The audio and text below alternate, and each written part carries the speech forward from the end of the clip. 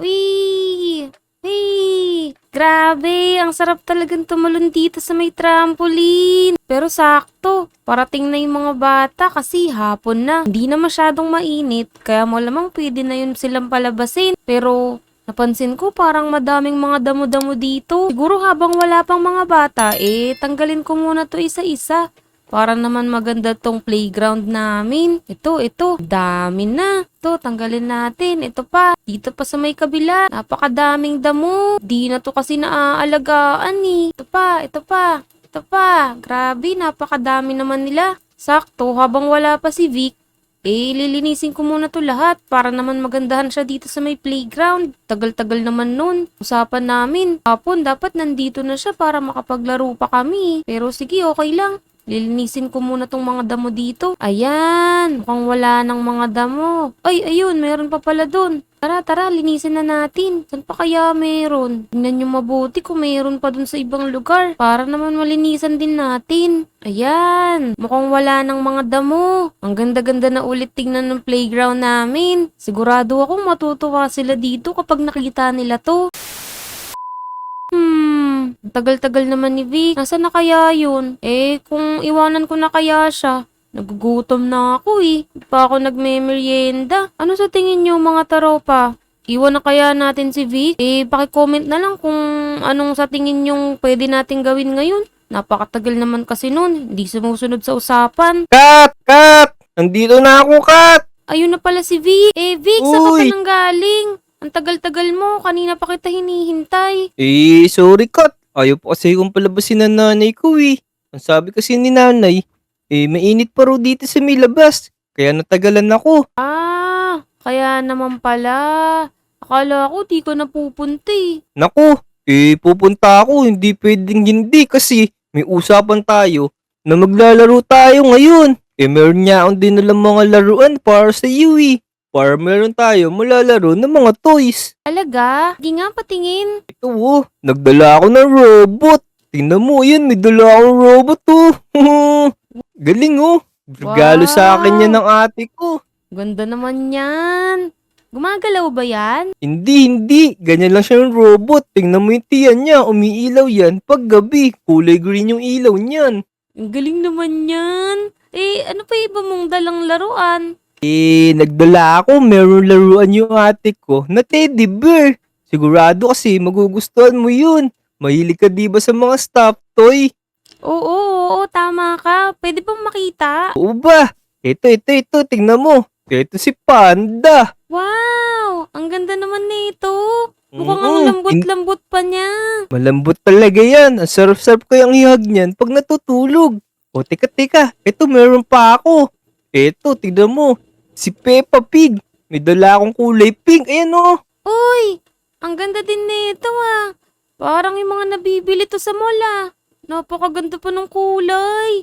Pwede bang akin na lang tong dalawa? Teka, Kat. Ito pa. Meron pa akong dalawa. Baka mamaya, mas gusto mo to. Tingnan mo, ito. Meron pa ako ditong reindeer. Uy! Mas maganda tong reindeer. Ang ganda naman nito. Saan ba nanggaling yung ate mo? Pandami niyang dalang laruan. Ano yun Galing siya sa sa ibang bansa. Marami kasing ganito dun. Ito pa. Last na to, tingnan mo. Mas maganda to. Si Raccoon. Yun may buntot pa siya. Wow! Ang ganda naman yan. Ang dami-dami mo namang laruan. Nakakaingit ka naman. Saan ba galing tong raccoon? May raccoon ba dito sa Pilipinas? Naku, walang raccoon dito. Kaya nga yun lang yung nauwi sa akin ng ng ate ko. Teddy bear na lang daw. Kaya pala. Oo. Kasi puro daga lang dito sa atin. Walang raccoon. Oo nga, dagang bahay, tsaka dagang bukid lang. Tama. Ano ba gusto mo dyan? Pwede ka mamili, bibigay ko na lang sa isa. Regalo ko sa iyo. Kasi, bigay lang naman siya ng ate ko Pwede ko naman daw siyang pamigay. Mga taropa, ano ba sa tingin niyo yung magandang stuffed toy na pwede kong hingin kay Vic? Paki-comment naman dito sa may baba para naman makapili na ako at makuha na dito kay Vic. Ang ganda-ganda kasi lahat nahihirapan akong mamili. Saka nga pala mga taropa, kung hindi pa kayo nakalike, paki-like naman tong video. At saka kung hindi pa kayo nakasubscribe, paki-subscribe na rin. Salamat Naku, ang gaganda talaga lahat. Pero mukhang ang pipiliin ko na lang ay itong si Raccoon na lang kasi kakaiba siya Wala kasi dito sa Pilipinas nito Yan. Ang ganda Uy! niya Ang ganda. Tabi mo yan huwag mong iwawala yan. Baka mamaya iwala mo yan Oo. Ibabalot ko to sa plastic tapos ilalagay ko sa may taas ng cabinet para hindi maalikabukan. O yan, ayos. Tara. Punta na tayo dun sa may malaking puno. Mas masarap maglaro dun Mas malamig dun. Teka, Kat. Umamoy ka. Parang may naaamoy ako dito sa may sa may malaking puno. Oo nga, Vic. Ano kaya yun? Ang bango-bango. Nakakagutom. Oo nga, parang may nagluluto ng hamburger. Teka, silipin natin. Tingnan mo, yung kapatid ni Ka Pinocchio. Mukhang nagtitinda siya dito sa may, sa may malaking puno. Tingnan natin kung ano itinda niya. Tara. Kapabling. Oo, mabango talaga yan. Nagluluto ako ng burger. Iniihaw ko yung pati ng burger Titinda pala ng burger si Kapabling, kaya pala ang bango-bango ng tinda niya. Oo nga, ang sarap-sarap. Magkano kaya yung tinda niya dyan? Nagugutom na kasi ko Magkano naman po yung tinda niyong burger na yan? Mura lang yan. Buy one take one lang yan. 50 pesos. Sikat. Mura lang pala. 50 pesos lang daw pala. Meron na tayong dalawang burger sa halagang 50. Kaya lang wala akong pera ngayon Naku, sakto. Binigyan akong pang merienda kanina ng nanay ko. Gusto mo ba kumain ng burger, Vic? Ililibre mo ba ako? Kung ililibre mo ako, di sige. Tatanggapin ko yun. Masarap kaya ilibre. Sige, ililibre kita. Binigyan mo naman ako ng stuffed toy Uy, Vic, ito na yung burger. Ang init. Teka, tag-isa tayo. Sa'yo tong isa. Tapos, ito pa yung isa soft drinks. Kunin mo na to. Hala! Ang laki naman ng burger ni Kapabling. Mukhang puro tinapay ito Mukhang masarap naman kasi inihaw niya. Parang yung burger sa Burger King yan Tara, kainin na natin. Ang sarap nga nung burger ni Kapabling Ang sarap ng inihaw na burger niya. Sarap no. Ito, inumin na din natin yung soft drinks para naman masarap yung merienda natin. Ang lamig, ang sarap. Ang sarap sa lalamunan. Ano, Kat? Punta tayo doon sa may bahay ni Pips. Manghiram ako sa kanya ng 50 pesos. Bibili ulit ako ng burger ni Kapabling. Peps! Peps? May bagong burger si Kapabling. Mukhang wala namang tao Oo nga parang wala nga dito si Peps. Teka. Baka nandun siya sa bahay nila Shane. Tara, tingnan natin dun. Tara. Oh no! Big! Tignan mo tong bahay ni Shane. Parang napapalibutan ng mga damo-damo. Oo nga Teka, ano kaya nangyari sa bahay ni Shane? Ba't nagkaganyan? Parang wala na nakatira dito Tapos yung loob ng bahay niya parang may mga sapot ng gagamba na doon. Kung linisan kaya natin tong mga to, ano sa tingin mo? Sige, tara. Mauna ka. Ikaw magtanggal ng mga damo. Baka mamaya may cobra dyan Sige, para naman matuwa sa atin to sila Shane. Oo nga. Para maging friends din kayo niyan. Naku, yung pinto niya Yung pinto niya puro na damo, ano ba yan? Kat! Ikaw na bahala dyan sa mga daon-daon. Ako na magtatanggal dito mga sapot. Pupupukin ko ng martilyo. Sige.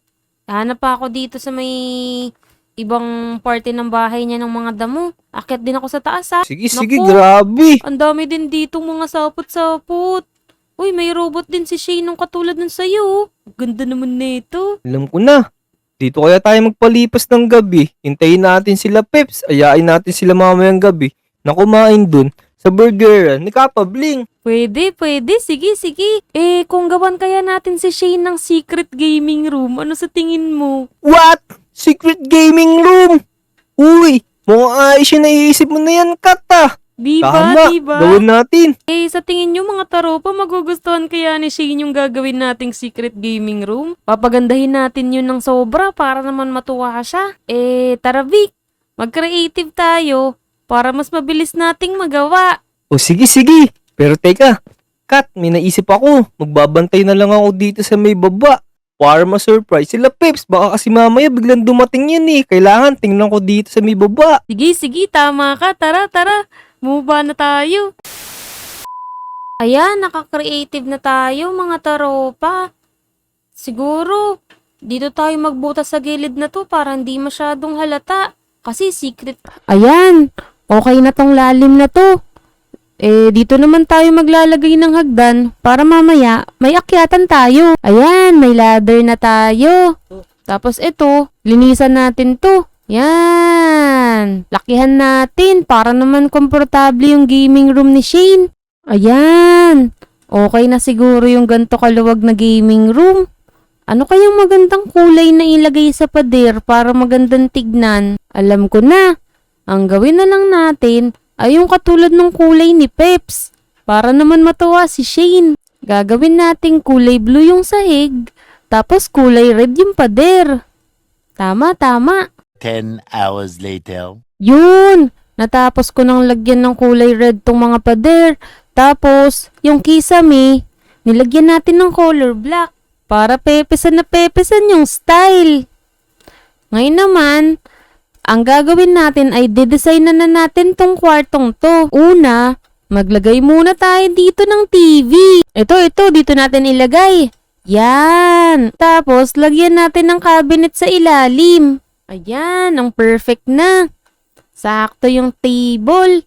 Tapos, syempre, maglalagay tayo dito ng sofa.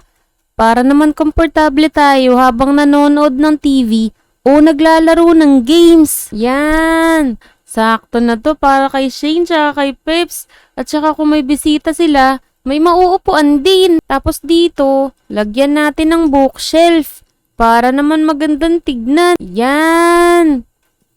Para pwede rin silang magbasa kung ayaw na nilang maglaro. Tapos, lalagyan natin ng PS5 para may malaruan din sila dito sa may tapat ng TV.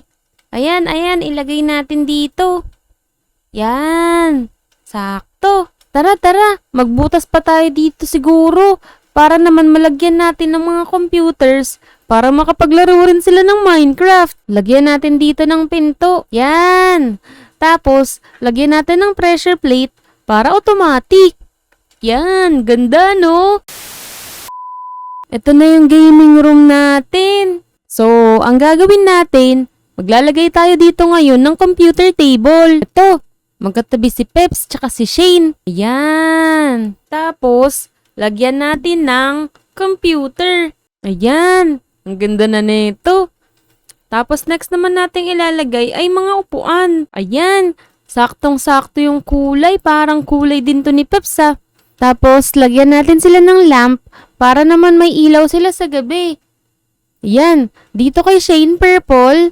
Tapos kay Peps, kulay red. Ganda na nito. Tapos, lagyan din natin ng painting para hindi boring. Wow! Ang ganda na talaga nito. Ano pa kayang pwedeng ilagay? Teka. Alam ko na. Maglagay tayo ng CR. Ayan. Nilagyan ko na din ng pinto para may privacy. Etong toilet, dito na lang siguro natin to ilagay. Lalagay pa tayo ng toilet paper. Ayan. Meron ng tissue. Tapos, maglalagay pa tayo dito ng hugasan ng kamay. Ayan, sakto. Para pagkatapos mag-CR, makakapaghugas na ng kamay. Yan, gumagana na yung hot at cold water. Sakto to. Yan. Tapos, maglagay din siguro tayo ng shower. Lagyan na lang natin dito ng glass fence para naman hindi tumalsik yung tubig sa labas. Siguro maganda kung lalagyan natin ng kahit isang halaman para naman may kulay dito. Ayan, maganda nang tignan yung CR natin. Pwede na yan. Tara, labas na tayo dyan. Ito.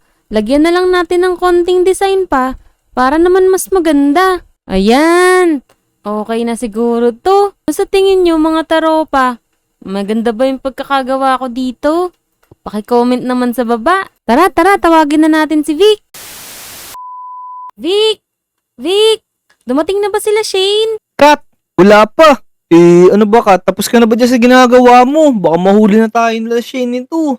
Oo nga, Pero oo, tapos na ako. Tara, tignan mo, dali. Uy! Ang ganda naman dito. Meron pa siya ng sala set ah. Tapos, meron pa dito ang PS5. Ayos to ah. Makapaglaro sila dito. Pero teka, Parang wala ka namang ginawa dito na computer room ah. Nako, diyan ka nagkakamali. Tara, sumunod ka dito. Uy! Oo nga no. Meron ka palang ginawa na gaming room para kay Peps tsaka kay Shane. Ayos! Mukhang ang sarap-sarap maglaro dito. Ang aliwalas. Ang ganda, no? Sinigurado ko talaga na babagay sa kanila tong gaming room na ginawa ko, saka magiging komportable sila dito. Nga, parang gusto ko nang itry itong maglaro.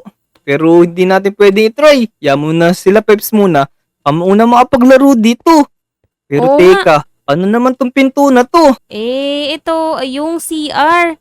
Naisip ko kasi silang gawan nito para naman hindi na sila aakyat kung majijingle sila o kaya gusto nilang maligo. Init pa naman ng panahon ngayon. Uy, ayos to ah. Kita mo oh. Sasample lang ko na to. Nako, Vic. Huwag mo muna sampulan yan. Bininyagan mo kaagad. Wala pa nga sila. Sige. Yaman na nga. Pero ang ganda nito, Kat. Sigurado ko magugustuhan nila Peps to. O ayun mga taropa.